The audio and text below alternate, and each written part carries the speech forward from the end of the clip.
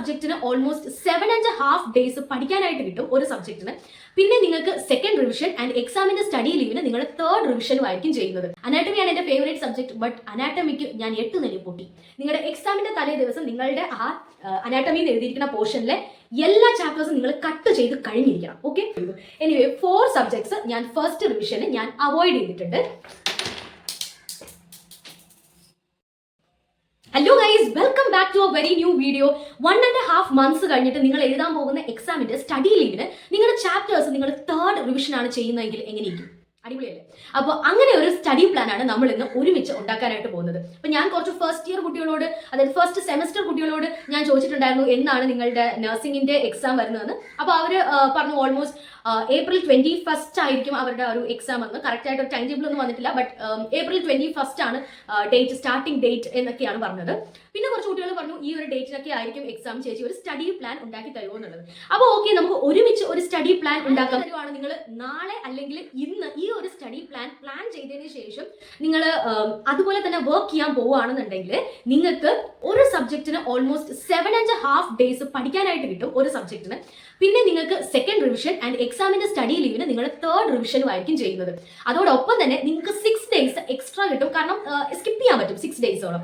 കാരണം ഇടയ്ക്ക് നമുക്ക് പറയാൻ പറ്റില്ലല്ലോ, ചിലപ്പോൾ വയ്യാണ്ടാവാം, ചിലപ്പോൾ നിങ്ങളുടെ മോഡൽ എക്സാം ആയിരിക്കാം, അങ്ങനെയൊക്കെയുള്ള കാര്യങ്ങൾ ഇടയിൽ വരിക. അങ്ങനെ നമുക്ക് 6 ഡേയ്സ് ഇടയിൽ സ്കിപ്പ് ചെയ്യാനും പറ്റും. ഇത്രയും എഫക്റ്റീവ് ആയിട്ടുള്ള ഒരു സ്റ്റഡി പ്ലാൻ നമുക്ക് പ്രിപ്പയർ ചെയ്യാം, നമുക്ക് ഒരുമിച്ച് അത് ഉണ്ടാക്കാം. അപ്പൊ നിങ്ങൾ ഏത് വർഷക്കാർക്കും ഇത് ചെയ്യാം കേട്ടോ. ഞാൻ 4th ഇയർ ആയിരുന്നപ്പോഴാണ് ആക്ച്വലി എഫക്റ്റീവ് ആയിട്ടുള്ള ഒരു സ്റ്റഡി പ്ലാൻ ഇങ്ങനെ പ്രിപ്പയർ ചെയ്തിട്ടുള്ളത്. ഞാൻ ഫസ്റ്റ് ഇയറിലൊന്നും ഇത്രയ്ക്ക് സ്റ്റഡി പ്ലാൻസ് നല്ല സ്ട്രിക്റ്റ് ആയിട്ട് ചെയ്തിട്ടില്ല. 4th ഇയറിലാണ് ചെയ്തിട്ടുള്ളത്. സോ ഓഫ് കോഴ്സ് നിങ്ങൾ ഒരു ഫസ്റ്റ് സെം ആയാലും സെക്കൻഡ് സെം ആയാലും തേർഡ് സെം ആയാലും, ഇപ്പൊ നഴ്സിംഗ് അല്ല വേറെ ഏതെങ്കിലും ഒരു ഡിഗ്രി കോഴ്സസോ പാരാമെഡിക്കൽ കോഴ്സസോ ആണെങ്കിലും നിങ്ങൾക്ക് ഇത് വളരെ എഫക്റ്റീവ് ആയിട്ടുള്ള ഒരു വീഡിയോ തന്നെയായിരിക്കും.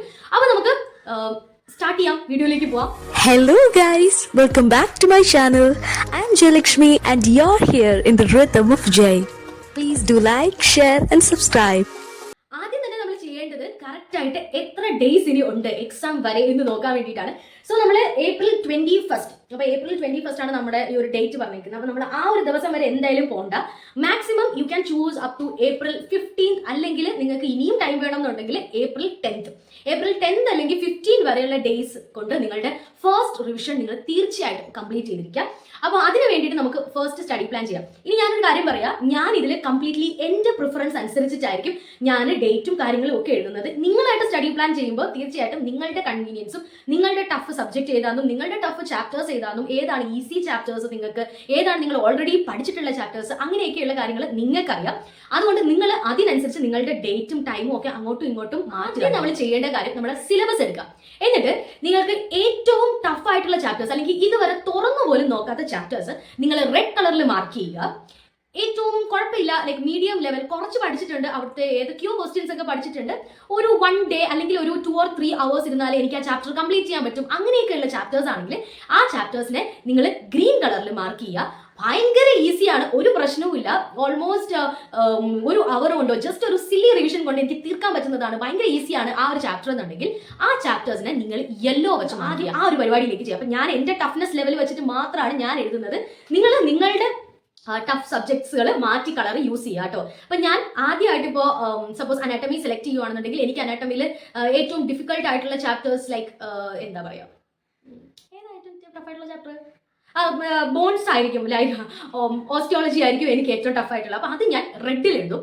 അപ്പോൾ എനിക്ക് അത്രയും പ്രശ്നമില്ലാത്ത ലൈക്ക് ഡൈജസ്റ്റീവ് സിസ്റ്റം ഒക്കെ ആണെങ്കിൽ ഞാൻ ബ്ലൂ ഓർ ഗ്രീൻ യൂസ് ചെയ്യും. ഇല്ലാന്നുണ്ടെങ്കിൽ എൻ്റെ ഏറ്റവും ഈസി ചാപ്റ്റർ റെസ്പിറേറ്ററി സിസ്റ്റം എനിക്ക് ഇച്ചിരി ഈസിയാണ്, ആ ഒരു ചാപ്റ്റർ ഒക്കെ ഞാൻ ഗ്രീൻ കളറിൽ എഴുതുക അല്ലെങ്കിൽ യെല്ലോ കളറിൽ എഴുതുക ചെയ്യും. അപ്പോൾ നമുക്ക് അങ്ങനെ ഒന്ന് ചെയ്തു നോക്കാം. അപ്പോൾ ഈ ഒരു 3 കളേഴ്സാണ് ഞാൻ ഇതിൽ യൂസ് ചെയ്യാൻ പോകുന്നത്. You can take your pens or whatever it is. അപ്പോൾ ഞാൻ ആദ്യം നമ്മുടെ സബ്ജക്ട്സ് എഴുതാം. For first it is anatomy, സെല്ലിൻ്റെ ചാപ്റ്റർ ആണ്. അപ്പോൾ സെല്ലിൻ്റെ ചാപ്റ്റർ എനിക്ക് ഭയങ്കര ഈസി ആയിട്ടുള്ള ഒരു ചാപ്റ്റർ തന്നെയാണ് ആ ഒരു chapter. So I M marking first chapter in yellow, first chapter. അടുത്തതായിട്ട് സെക്കൻഡ് ചാപ്റ്റർ റെസ്പിറേറ്ററി സിസ്റ്റം എന്തായാലും എല്ലാവർക്കും ടഫൊന്നും അല്ലല്ലോ. അപ്പോൾ ഞാനൊരു കോമൺ കൺസിഡറേഷനിൽ അതിനെ ഞാനൊരു ഗ്രീനിൽ എഴുതുവാണ്, second chapter. Third chapter digestive system ആണ്. ഒരുവിധം ഇത്തിരി ടഫായിട്ടുള്ള ചാപ്റ്റർ ആണോ എന്ന് എനിക്ക് ഡൗട്ട് ഉണ്ട്. So I'm using red colour. അടുത്തതായിട്ട് fourth chapter circulatory system. Of course നല്ല പാടാ അല്ലേ. അപ്പോൾ അത് നമുക്ക് ഫോർത്ത് ചാപ്റ്റർ നമുക്ക് റെഡ് കളർ യൂസ് ചെയ്യാം. ആൻഡ് എൻഡോക്രൈൻ സിസ്റ്റം എങ്ങനെയാ, ഒരു മീഡിയം ലെവലിൽ ഇരിക്കട്ടെ അല്ലേ. അത് I'm using green colour. Sensory organs എനിക്ക് ഇത്തിരി ഈസി ആയിട്ടുള്ളതും അധികം ക്വസ്റ്റ്യൻസ് ഒന്നും ചോദിക്കില്ലെന്ന് തോന്നുന്നു ആ ഒരു ചാപ്റ്ററിൽ നിന്ന്. അങ്ങനെയുള്ളൊരു ചാപ്റ്ററാണ്. പിന്നെ കണ്ടന്റും വളരെ കുറവാണ്. So I'm writing it in yellow colour. 6th chapter. 7th chapter musculoskeletal system and skeletal system. എനിക്ക് നല്ല പാടായിരുന്നു കേട്ടോ ആ ഒരു ചാപ്റ്റർ. അപ്പോൾ അത് ഞാൻ റെഡിൽ എഴുതുവാണ്. 7. അടുത്തതായിട്ട് റീനൽ സിസ്റ്റം. റീനൽ സിസ്റ്റം എങ്ങനെയാ? ഭയങ്കര ടഫാണോ ഈസി ആണോ? Okay, mark it in to green colour. 8th chapter. ഇനി ഏതാ? Reproductive system. ഓഫ് കോഴ്സ് എനിക്ക് ഭയങ്കര എളുപ്പമായിരുന്നു ആ ഒരു ചാപ്റ്റർ. ഞാൻ അതിനെ യെല്ലോയിൽ എഴുതുവാണ്. അടുത്ത നെർവസ് സിസ്റ്റം. നെർവസ് സിസ്റ്റം ഇച്ചിരി പാടായിരുന്നു, എനിക്ക് നല്ല രീതിയിൽ പാടായിരുന്നു ആ ഒരു chapter. So I'm writing. അപ്പോൾ ഞാൻ ഇങ്ങനെ ഈ ചാപ്റ്റേഴ്സ് മാർക്ക് ചെയ്തു. ഇനി അടുത്തതായിട്ട് നമുക്ക് ഫിസിയോളജിയിലേക്ക് പോവാം. അങ്ങനെ ഞാൻ എൻ്റെ ഡിഫിക്കൽട്ടി ലെവൽ വെച്ച് ഫിസിയോളജിയും സോഷ്യോളജിയും സൈക്കോളജിയും ഒക്കെ തന്നെ മാർക്ക് ചെയ്യുകയാണ്. ടോട്ടലി ഉള്ള സബ്ജക്ട്സ് ഇതേപോലെ ഏത് വർഷക്കാരും ഇങ്ങനെ തന്നെ ചെയ്യുക. സോ നമ്മുടെ ഫസ്റ്റ് കടമ്പ കഴിഞ്ഞിരിക്കുന്നു. നമ്മുടെ മെയിൻ ആയിട്ടുള്ള 4 ചാപ്റ്റർ. ഞാനിതിൽ ഇംഗ്ലീഷും കമ്പ്യൂട്ടറും ആഡ് ചെയ്യുന്നില്ല കേട്ടോ. അതൊരു ഇന്റേണൽ സബ്ജക്റ്റ് ആയതുകൊണ്ട് തന്നെ നമുക്ക് നമ്മളുടെ രീതിക്ക് തന്നെ എഴുതാൻ പറ്റുന്നതായതുകൊണ്ട് ഞാൻ ഇംഗ്ലീഷും കമ്പ്യൂട്ടറും അവോയ്ഡ് ചെയ്യുന്നു. നമുക്ക് ഫസ്റ്റ് സെമ്മിലുള്ള 4 സബ്ജക്ട്സിന്റെ ചാപ്റ്റർ വൈസ് കളർ കോഡ് വെച്ചിട്ട് എഴുതിയിട്ടുണ്ട്. ഇനി നമുക്ക് അടുത്ത പണി എന്തുവാ? നമ്മളുടെ ഡേറ്റ്സ് എത്രയുണ്ട് എന്ന് കണ്ടുപിടിക്കലാണ്. അടുത്തത് നമുക്ക് 2 കാര്യങ്ങൾ ഈ ഒരു കാര്യം വെച്ച് നമുക്ക് ചെയ്യാനുണ്ട്. ഒന്നാമത്തെ കാര്യം, നമ്മൾ റെഡ് വെച്ചിട്ട് എഴുതിയിരിക്കുന്ന ചാപ്റ്ററിന് നമുക്ക് ഒരു കംപ്ലീറ്റ് ഡേയോ അല്ലെങ്കിൽ ഒരു റെഡ് ലെറ്റർ ചാപ്റ്ററും ഒരു യെല്ലോ ലെറ്റർ ചാപ്റ്ററും നമുക്ക് ഒരു ദിവസം പഠിക്കാനും ഒക്കെ പറ്റുന്ന രീതിയിലാണ് നമ്മൾ ഈ ഒരു കാര്യം കാൽക്കുലേറ്റ് ചെയ്തിരിക്കുന്നത്. ഫോർ എക്സാമ്പിൾ, അനാട്ടമിയിലെ 3rd ചാപ്റ്റർ ഞാൻ ഡിഫിക്കൽട്ട് ആയിട്ട് റെഡിലാണ് മാർക്ക് ചെയ്തിരിക്കുന്നത്. അപ്പോൾ അതിന് എനിക്കൊരു കംപ്ലീറ്റ് ഡേ വേണ്ടി വരും. നെക്സ്റ്റ്, അനാട്ടമിയുടെ 8th ചാപ്റ്റർ ഞാൻ ഗ്രീനിലാണ് മാർക്ക് ചെയ്തിരിക്കുന്നത്. ഈ 8th ചാപ്റ്ററും ഫസ്റ്റ് ചാപ്റ്ററും എനിക്ക് ഒരു ഡേ കൊണ്ട് പഠിക്കാൻ പറ്റുന്നതേ ഉള്ളൂ. അപ്പോൾ അങ്ങനെയൊക്കെ നമുക്ക് ക്ലാസിഫൈ ചെയ്യാൻ വേണ്ടിയിട്ടാണ് നമ്മൾ ഈ ഒരു കാര്യം ഇങ്ങനെ മാർക്ക് ചെയ്തിരിക്കുന്നത്. ഇതിന് വേണ്ടിയിട്ട് മാത്രമല്ല ഈ ഒരു ചാപ്റ്റർ നമ്മൾ ഇങ്ങനെ ഡിവൈഡ് ചെയ്തിരിക്കുന്നത്. After completing A chapter, suppose നിങ്ങൾ 2nd ചാപ്റ്റർ അല്ലെങ്കിൽ 1st ചാപ്റ്റർ അല്ലെങ്കിൽ 4th ചാപ്റ്റർ നിങ്ങൾ ഓൾറെഡി പഠിച്ചു എന്ന് വെച്ചാൽ ഒരു മോഡൽ എക്സാമിന് നിങ്ങൾ പഠിച്ചു അല്ലെങ്കിൽ ഒരു സെക്ഷണൽ എക്സാമിന് കംപ്ലീറ്റ് ആയിട്ട് നിങ്ങൾ പഠിച്ചു എന്നുണ്ടെങ്കിൽ ഈ സംഭവത്തിൽ നിങ്ങൾ പെൻസിൽ വെച്ചിട്ട് സർക്കിൾ ദ ചാപ്റ്റർ.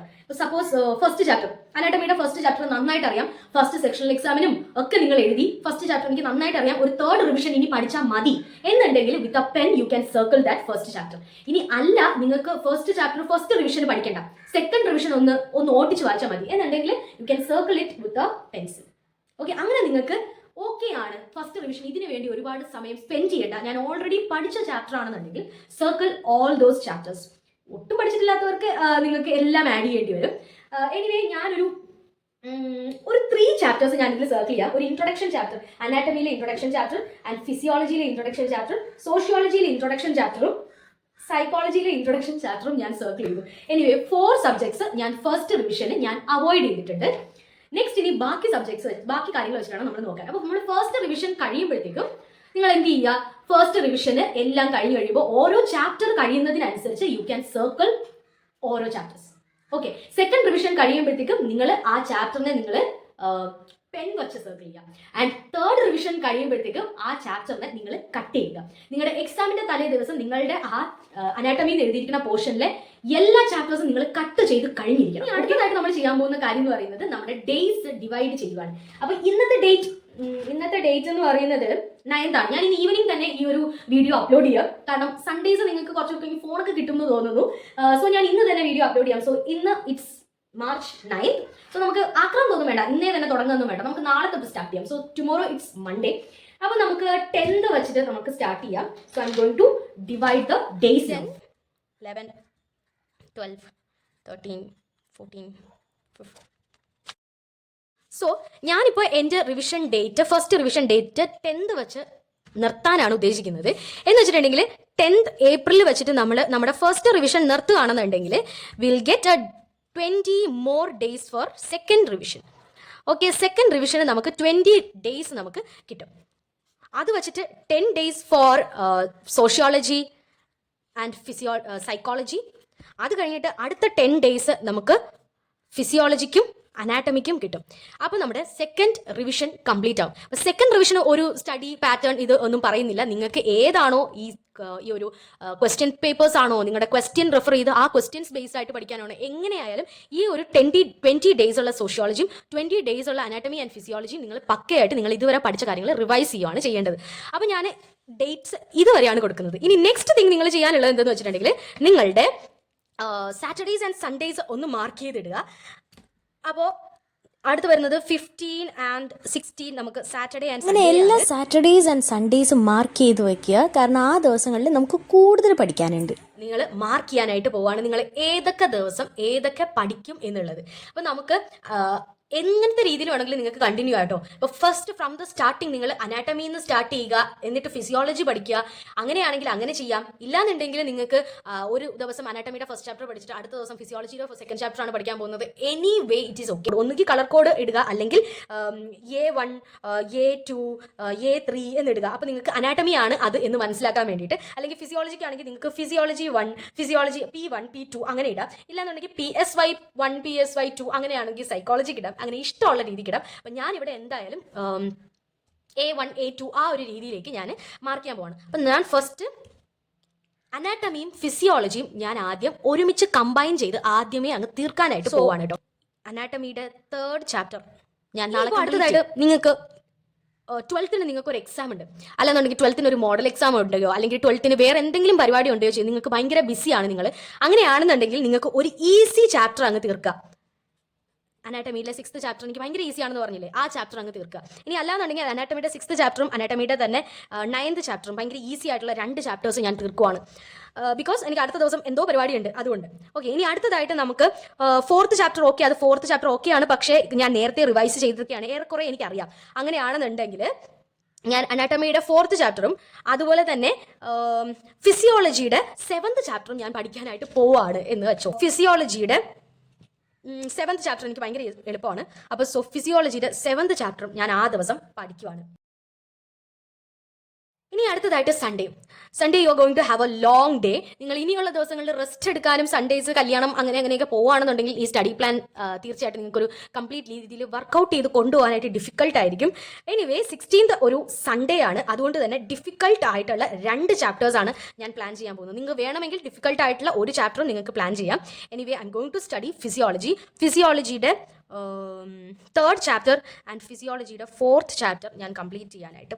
ഇതുപോലെ 22nd മാർച്ച് കൊണ്ട് ഞാൻ കംപ്ലീറ്റ് അനാറ്റമി ആൻഡ് ഫിസിയോളജി തീർക്കാനായിട്ട് പോവാണ്. ഞാൻ തീർത്തു.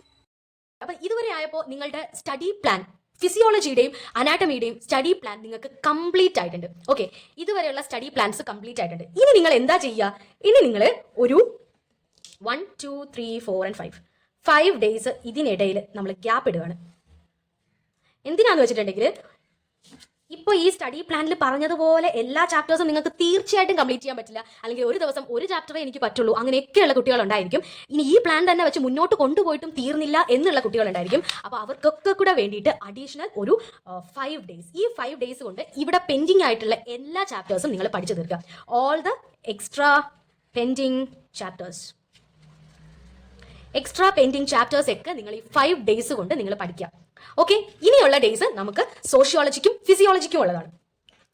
So from next week start ചെയ്യണമെങ്കിൽ ഓക്കെ, എന്തായാലും ഞാൻ ഇവിടെ 28 29 and 30 കൂടെ ഞാൻ അങ്ങ് വെറുതെ വിട്ടിരിക്കുകയാണ്. ഇനി അങ്ങോട്ടുള്ള ഡേയ്സ് ആണ് ഞാൻ ഇനിയും കാൽക്കുലേറ്റ് ചെയ്യാനായിട്ട് പോകുന്നത്. എന്ന് വെച്ചാൽ അടുത്ത മൺഡേ തൊട്ട് 31st തൊട്ടാണ് ഞാൻ നെക്സ്റ്റ് ചെയ്യാനായിട്ട് പോകുന്നത്. സൈക്കോളജിയുടെ 4th ചാപ്റ്റർ പഠിക്കുകയാണ്. അതേപോലെ സൈക്കോളജിയുടെ 5th ചാപ്റ്റർ അടുത്ത ദിവസം എടുക്കുകയാണ്. നെക്സ്റ്റ് സോഷ്യോളജി എടുക്കാം. സോഷ്യോളജിയുടെ 4th ചാപ്റ്ററും സോഷ്യോളജിയുടെ 3rd. നേരത്തെ പോലെ സോഷ്യോളജിയും സൈക്കോളജിയും ഇപ്പോൾ ഞാൻ ചാപ്റ്റേഴ്സ് ഡിവൈഡ് ചെയ്യുന്നുണ്ട്. നിങ്ങളുടെ ഡിഫിക്കൽട്ടി ലെവൽ അനുസരിച്ച് വേണം ഇത് ഡിവൈഡ് ചെയ്യാൻ. Again, you have 2 more days. ഈ 2 ഡേയ്സ് നിങ്ങൾക്ക് പിന്നെ എക്സ്ട്രാ പെൻഡിങ് ചാപ്റ്റേഴ്സ് പഠിക്കാനുള്ളതാണ്. ഇനി ഞാൻ എടുത്തു പറയാം, എനിക്ക് സോഷ്യോളജിയും സൈക്കോളജിയും എളുപ്പമായതുകൊണ്ട് മാത്രമാണ് ഞാൻ ഇത്രയും കൺജസ്റ്റഡ് ആയിട്ടുള്ള ഒരു സ്റ്റഡി പ്ലാൻ ചെയ്തത്. നിങ്ങൾക്ക് ഈ ദിവസത്തെ ഏതെങ്കിലും ഒക്കെ ചാപ്റ്റേഴ്സ് ഇപ്പം ഞാൻ ഇത് ചെയ്തു എന്നുള്ളത് കൊണ്ട് ചേച്ചി പറഞ്ഞത് 31st തുടങ്ങിയാൽ മതിയാണ് എന്ന് വിചാരിച്ചിട്ട് നിങ്ങൾ ഈ 28 29 30 നിങ്ങൾ കളിച്ച് കളയരുത്. ഈ ഡേയ്സിലുള്ള പഠിക്കാനുള്ള കാര്യങ്ങൾ നിങ്ങൾ ഈ ഡേയ്സിലേക്ക് ഇടുക. നിങ്ങൾക്ക് സൈക്കോളജി ഡിഫിക്കൽട്ട് ആണ് എന്നുണ്ടെങ്കിൽ. സോ ഇപ്പോൾ F1 ഞാൻ കംപ്ലീറ്റ്ലി സ്കിപ്പ് ചെയ്തിരിക്കുകയാണ്, കാരണം F1 നിങ്ങൾക്ക് ഈ ഒരു ഫസ്റ്റ് സെമ്മിൽ എക്സാം ഇല്ലാത്തത് കൊണ്ട്. അപ്പോൾ സെക്കൻഡ് സെമ്മിലേക്ക് നിങ്ങൾ ചെയ്യുമ്പോൾ ഇതുപോലെ ആയിട്ട് വേണം നിങ്ങൾ സ്റ്റഡി പ്ലാൻ ചെയ്യാൻ. ഇതിന് പകരമായിട്ട് നിങ്ങൾ F1 ഇടുക, അത്ര തന്നെ. അപ്പോൾ നിങ്ങൾ എഫക്റ്റീവായിട്ട് 10th ആണ് നിങ്ങളുടെ ഫസ്റ്റ് റിവിഷൻ നിങ്ങൾ കംപ്ലീറ്റ് ചെയ്തിരിക്കുന്നു. ഫസ്റ്റ് റിവിഷൻ നിങ്ങൾക്ക് സക്സസ് ആയിട്ടുണ്ട്. സോ 10th നിങ്ങളുടെ first revision. 11th to 15th നിങ്ങൾക്ക് വീണ്ടും അനാറ്റമി ആൻഡ് ഫിസിയോളജി റിവൈസ് ചെയ്യുക. അത് കഴിഞ്ഞിട്ട് ഒരു 3 ഡേയ്സ് ഫ്രം 16 17 and 18th നിങ്ങൾ പിന്നെയും നിങ്ങളുടെ സോഷ്യോളജി ആൻഡ് സൈക്കോളജി റിവൈസ് ചെയ്യുക. അത് കഴിഞ്ഞിട്ട് 18 കഴിഞ്ഞിട്ട് 19 20 നിങ്ങൾ പിന്നെയും നിങ്ങളുടെ അനാറ്റമി ആൻഡ് ഫിസിയോളജി റിവൈസ് ചെയ്യാം. ഓക്കെ, അങ്ങനെയാണെങ്കിൽ എനിക്ക് ഒരു 3 days കൊണ്ട് നിങ്ങൾ പിന്നെയും നിങ്ങളുടെ എക്സാമിന് വേണ്ടിയിട്ട് മാത്രമായിട്ടായിരിക്കണം ഈ 19-20 നിങ്ങൾ പഠിക്കേണ്ടത്. അതിന് മുന്നത്തെ 2 days നിങ്ങൾ കംപ്ലീറ്റ് ആയിട്ട് യൂട്ടിലൈസ് ചെയ്യുക ഫോർ യുവർ തേർഡ് റിവിഷൻ. ഇല്ലാന്നുണ്ടെങ്കിൽ ഇത് നിങ്ങൾക്ക് അഡ്ജസ്റ്റ് ചെയ്യുക. നിങ്ങൾ ഇത് കഴിഞ്ഞിട്ട് second revision of sociology and physiology നിങ്ങൾക്ക് ഈ ഒരു 3 ദിവസം ചെയ്യുക, അല്ലെന്നുണ്ടെങ്കിൽ 4 ദിവസം ചെയ്യുക. അത് കഴിഞ്ഞിട്ട് കംപ്ലീറ്റ് ആയിട്ട് നിങ്ങൾ അനാറ്റമിക്കും ഫിസിയോളജിക്കും വേണ്ടിയിട്ട് മാറ്റി വയ്ക്കാം. അപ്പോൾ ഇതാണ് ഒരു കംപ്ലീറ്റ് സ്റ്റഡി പാറ്റേൺ. ഇപ്പം നിങ്ങൾ ശ്രദ്ധിച്ചാൽ നിങ്ങൾക്ക് മനസ്സിലാവും, ഓൾമോസ്റ്റ് മോർ ദാൻ 6 days-ഓളം നിങ്ങൾക്ക് ഇതിനിടയിൽ എക്സ്ട്രാ വരുവാണ്. നിങ്ങൾ പഠിച്ച് കഴിയുവാണെന്നുണ്ടെങ്കിൽ നിങ്ങൾക്ക് അതൊരു സെക്കൻഡ് റിവിഷനോ തേർഡ് റിവിഷനോ ഫോർത്ത് റിവിഷനോ വേണ്ടിയിട്ട് യൂസ് ചെയ്യാം. ഇനി അല്ലാന്നുണ്ടെങ്കിൽ നിങ്ങൾക്ക് ഈ ഡേയ്സിലെ ഹോളിഡേ ചിലപ്പോൾ ഈ ഒരു 29th ഇവിടെ ഒന്നും ഇല്ലാത്ത ഈ 29th നിങ്ങൾക്ക് വേണമെങ്കിൽ ഈ 15ലേക്കോ 16ലേക്കോ എടുക്കാം. കാരണം നിങ്ങൾ എന്തെങ്കിലും പ്രോഗ്രാമിൽ അങ്ങനെ പോകുകയാണെന്നുണ്ടെങ്കിൽ എന്നിട്ട് ആ ഡേയ്സ് സ്കിപ്പ് ചെയ്ത് ഫ്രണ്ടിലേക്ക് വരിക. അതിനനുസരിച്ച് നിങ്ങൾക്ക് ഇവിടെ കോമ്പൻസേറ്റ് ചെയ്യാനായിട്ടാണ് ഈ ഒരു 6, 7 or 8 days ഫ്രീ ആയിട്ട് നിങ്ങൾക്ക് കിട്ടിയിരിക്കുന്നത്. So this is A complete study pattern. അപ്പം നിങ്ങളുടെ ഡേറ്റിനനുസരിച്ചുള്ള സ്റ്റഡി പാറ്റേണും അതുപോലെ തന്നെ ഡിഫിക്കൽട്ടി ലെവൽ അനുസരിച്ചുള്ള നിങ്ങളുടെ ചാപ്റ്റർ ഡിവിഷനും ഒക്കെ നിങ്ങൾക്ക് കിട്ടിയെന്ന് ഞാൻ എനിക്ക് മാക്സിമം എക്സ്പ്ലെയിൻ ചെയ്യാൻ പറ്റുന്ന അത്രയും മനസ്സിലാക്കിപ്പിക്കാനായിട്ട് ഞാൻ ശ്രമിച്ചിട്ടുണ്ട്. അപ്പോൾ നിങ്ങൾക്ക് മനസ്സിലായെന്നുണ്ടെങ്കിൽ നിങ്ങൾ മനസ്സിലായി എന്ന് നിങ്ങൾ കമൻറ്റ് ചെയ്യുക. ഇനി മനസ്സിലായിട്ടില്ല എന്നുണ്ടെങ്കിൽ മേക്ക് ഇറ്റ് മോർ സിമ്പിൾ എന്നുള്ള ആ ഒരു കമൻറ്റ് നിങ്ങൾ കൊടുക്കുക. ഇനി എന്നിട്ട് നിങ്ങൾക്ക് മനസ്സിലായില്ല, ഇൻഡിവിജ്വലി ഞാൻ നിങ്ങൾക്ക് പറഞ്ഞു തരണം ഇത് എങ്ങനെയാണ് എന്നുണ്ടെന്നുണ്ടെങ്കിൽ നിങ്ങൾ തീർച്ചയായിട്ടും എൻ്റെ ഇൻസ്റ്റാഗ്രാമിൽ നിങ്ങൾ മെസ്സേജ് കൂടി എടുത്ത് പറയുകയാണ്. ഈ ഒരു പ്ലാൻ ഞാൻ ചെയ്തിരിക്കുന്നത് totally based on my difficulty level. ഞാൻ പഠിച്ചിരുന്ന സമയത്ത് എനിക്ക് ഏറ്റവും ടഫായിട്ട് തോന്നിയ ചാപ്റ്റേഴ്സാണ് ഞാൻ ഇവിടെ റെഡ് ലെറ്റേഴ്സിലും ഗ്രീൻ ലെറ്റേഴ്സിലും യെല്ലോ ലെറ്റേഴ്സിലും ആയിട്ടൊക്കെ കൊടുത്തിരിക്കുന്നത്. നിങ്ങളുടെ ഡിഫിക്കൽട്ടി ലെവൽ ഇതാവണം എന്നില്ല. ഇനി അടുത്തതായിട്ട് ഒരു കാര്യം കൂടെ ഞാൻ പറയുന്നുണ്ട്. ഇപ്പൊ എത്ര പ്രാവശ്യം നിങ്ങൾ റിവിഷൻ നടത്തി എന്നുള്ളതിലല്ല കാര്യം. നിങ്ങൾ ഒറ്റ പ്രാവശ്യമേ റിവിഷൻ നടത്തിയിട്ടുണ്ടെങ്കിൽ അത് തന്നെ ഏറ്റവും ബെസ്റ്റ് ആൻഡ് എഫക്റ്റീവ് റിവിഷൻ ആയിട്ടുണ്ടെങ്കിൽ അത് തന്നെ മതി. അത് തന്നെ തീർച്ചയായിട്ടും മതി. ഞാൻ എന്തായാലും എൻ്റെ 4th year and 3rd year എക്സാമിന് ഞാൻ 2 റിവിഷൻസ് ഞാൻ ചെയ്തിട്ടുണ്ട്. പക്ഷെ അത് ഇതിന് മുന്നേ തന്നെ ഇങ്ങനെയല്ല, study leave between the study ലീവാണ് ഞാൻ സെക്കൻഡ് റിവിഷൻ നടത്തിയത്. ബാക്കി കംപ്ലീറ്റ് ഞാൻ ഫിനിഷ് ചെയ്യുവാണ് ചെയ്തിട്ടുണ്ടായിരുന്നത്. സോ നിങ്ങൾക്ക് ഒറ്റ റിവിഷനേ ചെയ്യാൻ പറ്റിയിട്ടുള്ളൂ, but it was really effective. അങ്ങനെയാണെന്നുണ്ടെങ്കിൽ ആ ഒരു ഒറ്റ റിവിഷൻ മാത്രം മതി. അപ്പോൾ 1 month ഇനി നാളെ തൊട്ട് പഠിക്കാനിരിക്കുന്ന കുട്ടികളാണെങ്കിലും അല്ല ഇനി ഇത് കുറച്ച് ദിവസം കഴിഞ്ഞിട്ടാണ് നിങ്ങൾ ഈ വീഡിയോ കാണുന്നതെന്നുണ്ടെങ്കിൽ എന്നാലും പ്രശ്നമില്ല. നിങ്ങൾ ആ ഡേ ബേസ് ചെയ്തിട്ട് നിങ്ങൾ നിങ്ങളുടെ സ്റ്റഡി പ്ലാൻ ഉണ്ടാക്കുക. ഓക്കെ, എത്ര ദിവസം റിവിഷൻ നടത്തി എന്നുള്ളതല്ല, എഫക്റ്റീവായിട്ട് നിങ്ങൾ പഠിച്ചു എന്നുള്ളത് മാത്രമാണ് കാര്യം. അപ്പോൾ ഈ ഒരു ദിവസം ഞാനിപ്പോൾ ഫിസിയോളജി ഇവിടെ 8th ചാപ്റ്ററും 9th ചാപ്റ്ററും കൂടെ ഒരു ഡേ കൊടുത്തിട്ടുണ്ട്. ബട്ട് ഓഫ് കോഴ്സ് എനിക്ക് ചിലപ്പോൾ 8th ചാപ്റ്റർ കംപ്ലീറ്റ് ആയിട്ട് ഒരു ദിവസം പഠിച്ച് തീർക്കാൻ പറ്റണം എന്നില്ല. അങ്ങനെയാണെന്നുണ്ടെങ്കിൽ നിങ്ങൾ ഇടയ്ക്കുള്ള ഗ്യാപ്പുകൾ അവോയ്ഡ് ചെയ്തിട്ട് എല്ലാ ചാപ്റ്റേഴ്സിനും ഓരോ ഡേ വെച്ചും ഒക്കെ കൊടുക്കാൻ പറ്റും. നാളെ തൊട്ട് നിങ്ങൾ കാൽക്കുലേറ്റ് ചെയ്യുകയാണെന്നുണ്ടെങ്കിൽ തീർച്ചയായിട്ടും നിങ്ങൾക്ക് ഒരു ചാപ്റ്ററിന് 7.5 days ആണ് നിങ്ങൾക്ക് കിട്ടാൻ. നിങ്ങൾക്ക് 7 days തീർച്ചയായിട്ടും നിങ്ങൾക്ക് കിട്ടും. ഇനിയിപ്പോൾ സോഷ്യോളജിക്ക് നിങ്ങൾക്ക് ഈ 7 days യൂസ് ചെയ്യണ്ട എന്നുണ്ടെങ്കിൽ നിങ്ങൾ 3 days കൊണ്ട് സോഷ്യോളജി കംപ്ലീറ്റ് ചെയ്തിട്ട് ബാക്കിയുള്ള ഡേയ്സ് നിങ്ങൾക്ക് ഫിസിയോളജിക്ക് നിങ്ങൾക്ക് കൊടുക്കാം. അപ്പോൾ അങ്ങനെയാണെന്നുണ്ടെങ്കിൽ ആ ചാപ്റ്റേഴ്സ് പിന്നെ നിങ്ങൾക്ക് ഡിവൈഡ് ചെയ്ത് കൂടുതൽ ഡേയ്സിലേക്ക് വരാം. ഇങ്ങനെയൊക്കെയുള്ള രീതിക്ക് നിങ്ങൾക്ക് സ്റ്റഡി പാറ്റേൺ ഉണ്ടാക്കാൻ പറ്റും. ഇനി ഞാൻ ഒരു കാര്യം കൂടെ നിങ്ങളെ കാണിച്ചു തരാം. ഇത് ഞാൻ എൻ്റെ 4th year വെച്ചിട്ട് ചെയ്തതാണ്. നിങ്ങൾക്ക് കാണുവാണെങ്കിൽ നിങ്ങൾക്ക് മനസ്സിലാവും. ലൈക്ക് ടൈം ഞാൻ മെൻഷൻ ചെയ്തിട്ടുണ്ട്. അതിനുശേഷം ഞാൻ ഉറങ്ങേണ്ട സമയം ഇത്ര മണി തൊട്ട് ഇത്ര മണി വരെ ഉറങ്ങണം. അത് കഴിഞ്ഞിട്ട് ഇത്ര മണി വരെ എനിക്ക് കോളേജിൽ പോകണം. ഈവനിങ് ഇത്ര സമയത്ത് പഠിക്കണം. ഈ ഒരു ടൈം ഫുഡ് കഴിക്കാനുള്ളതാണ്. അങ്ങനെയൊക്കെ പറഞ്ഞ് ഡിവൈഡ് ചെയ്ത് ഞാൻ ചെയ്ത ഒരു ഡെയിലി ഉള്ള സ്റ്റഡി പ്ലാൻ ആണ്. ആൻഡ് ഈ ഒരു ഏരിയ സാറ്റർഡേസ് ആൻഡ് സൺഡേസിന് വേണ്ടിയിട്ടാണ്. സാറ്റർഡേസ് ആൻഡ് സൺഡേസ് ഈവൻ ഞാൻ ഉച്ചയ്ക്ക് കിടന്ന് ഉറങ്ങാൻ പോലും ഞാൻ ടൈം വെച്ചിട്ടുണ്ട്. ഓക്കെ, ഫുഡ് ബ്രേക്കും ഈ ഉച്ചയ്ക്കുള്ള സ്ലീപ്പിങ്ങിന് പോലും ഞാൻ നല്ല രീതിയിൽ സമയം വെച്ചിട്ടുണ്ട്. സോ ഒരു കാര്യവും അവോയ്ഡ് ചെയ്യാണ്ട് തന്നെയാണ് ഞാൻ പഠിച്ചത്. എൻ്റെ ആർട്ടിനും ജേർണൽസിനും അതുപോലെ തന്നെ എൻ്റെ സ്ലീപ്പിംഗ് ഉച്ചയ്ക്കത്തെ ഉറക്കവും ഒന്നും കളയാണ്ടാണ് ഞാൻ പഠിച്ചിട്ടുള്ളത്. സോ നിങ്ങളുടെ പഠിത്തത്തിന് വേണ്ടിയിട്ട് ഇത്രയും സ്ട്രെസ് എടുത്ത് കംപ്ലീറ്റ് ആയിട്ടുള്ള ഒരു എന്താ പറയുക ഭയങ്കര സ്ട്രെസ് ചെയ്തിട്ട് അത് മുഴുവൻ നിങ്ങളുടെ സ്റ്റഡീസിനെ അത് ബാധിക്കും. സ്റ്റഡീസിനെ മാത്രമല്ല നിങ്ങളുടെ ഹെൽത്തിനെയും ഒക്കെ തന്നെ അത് ബാധിക്കും. സോ എല്ലാ കാര്യങ്ങളും സ്മോൾ സെലിബ്രേഷൻസ് ആയാലും ലൈഫിലെ കാര്യങ്ങളായാലും ഒക്കെ എൻജോയ് ചെയ്ത് വേണം പഠിക്കാനായിട്ട്. ഇതിൽ മാത്രമാണ് എന്ന് കരുതിയിട്ട് നിങ്ങൾ സ്ട്രെസ് എടുക്കേണ്ട. ഇനിയിപ്പോൾ നിങ്ങൾക്കൊരു സപ്ലി വന്നു, ഒരു അരിയർ വന്നു എന്നുണ്ടെങ്കിൽ തന്നെയും നിങ്ങൾക്കത് പിന്നീട് കോമ്പൻസേറ്റ് ചെയ്യാൻ പറ്റുന്നതേ ഉള്ളൂ. കൂടിപ്പോയാൽ നിങ്ങൾ ഒരു മാസവും കൂടെ നിങ്ങൾ ആ ഒരു സബ്ജക്റ്റിന് വേണ്ടിയിട്ട് അല്ലെങ്കിൽ ഒരു 2 മാസവും കൂടെ നിങ്ങൾ ആ ഒരു സബ്ജക്റ്റിന് വേണ്ടിയിട്ട് വെയിറ്റ് ചെയ്യേണ്ടി വരും, പഠിക്കേണ്ടി വരും. അത്രേ ഉള്ളൂ. But it won't affect your life like this much. Okay, supply വന്നു എന്ന് കരുതിയിട്ട് നിങ്ങളുടെ പ്രൊഫഷണൽ ലൈഫിനെ പിന്നീട് ബാധിക്കാനൊന്നും പോകുന്നില്ല. എനിക്കും കിട്ടിയിട്ടുണ്ട് 2 സപ്ലി. ഈ ഇത്രയും അനാറ്റമിയുടെ നോട്ട്സും കാര്യങ്ങളും ഇടുന്നത് എന്താണെന്ന് വെച്ചിട്ടുണ്ടെങ്കിൽ അനാറ്റമി എനിക്ക് സപ്ലി കിട്ടിയിട്ടുണ്ട്. അനാറ്റമിയാണ് എൻ്റെ ഫേവറേറ്റ് സബ്ജക്ട്. ബട്ട് അനാറ്റമിക്ക് ഞാൻ 8 നില പൊട്ടി. ഒറ്റ പ്രാവശ്യം. അത് കഴിഞ്ഞിട്ടാണ് ഞാൻ സപ്ലി എഴുതിയിട്ടാണ് ഞാൻ ജയിച്ചത്. അതുപോലെ തന്നെ സെക്കൻഡ് ഇയറിലും ഞാൻ എൻ്റെ മെഡിക്കൽ സർജിക്കൽ നഴ്സിംഗ് പൊട്ടി. അത് കഴിഞ്ഞിട്ട് ഞാൻ പിന്നെയും എഴുതിയിട്ടാണ് ഞാൻ പാസ്സായത്. സോ സപ്ലി വരിക അല്ലെങ്കിൽ ഏതെങ്കിലും ഒരു സബ്ജക്റ്റിന് പഠിക്കാൻ പറ്റാതെ ആയി പോവുക എന്നുള്ളത് നമുക്ക് ലൈഫിൽ ചിലപ്പോൾ ഉണ്ടാകുന്ന ഒരു കാര്യമാണ്. അപ്പോൾ അത് ആലോചിച്ച് സ്ട്രെസ് ആവുകയും അങ്ങനെയൊന്നും ചെയ്യേണ്ട. You can do well in your exams. അപ്പോൾ എല്ലാവർക്കും all the best and make A good study plan and study effectively. Okay, അതൊരു ഗ്രൂപ്പ് സ്റ്റഡി ആവാം, അല്ലാണ്ടാവാം, എങ്ങനെയായാലും ഒരു ഗുഡ് സ്റ്റഡി പ്ലാൻ ഉണ്ടാക്കി അടിപൊളിയായിട്ട് നിങ്ങൾ പഠിക്കുക. ഇനി നിങ്ങൾക്ക് ഒരു മന്തും കൂടെ ഉള്ളൂ. ആ ഒരു മാസം എന്തായാലും നിങ്ങൾ കഷ്ടപ്പെട്ടേ പറ്റുള്ളൂ. ഇതുവരെ ആയിട്ടുള്ള കളിച്ചതൊന്നുമല്ല. 1 month ബിഫോർ ദ എക്സാം നിങ്ങൾക്ക് എക്സാം ഫോക്കസ്ഡ് ആയിരിക്കണം, എക്സാം ഓറിയന്റഡ് ആയിരിക്കണം. ഓക്കെ, അത്രേ ഉള്ളൂ ഇന്നത്തെ വീഡിയോ. ഇനിയും നിങ്ങൾക്ക് ഇതുപോലുള്ള വീഡിയോസ് വേണം, സബ്ജക്ട്സ് വേണം, അങ്ങനെയൊക്കെ ഉണ്ടെന്നുണ്ടെങ്കിൽ നിങ്ങൾ തീർച്ചയായിട്ടും നിങ്ങൾ കമന്റ് ചെയ്യുക. അപ്പോൾ ഇനിയും അടുത്ത വീഡിയോ ആയിട്ട് കാണുന്നവരേക്കും ടാറ്റാ.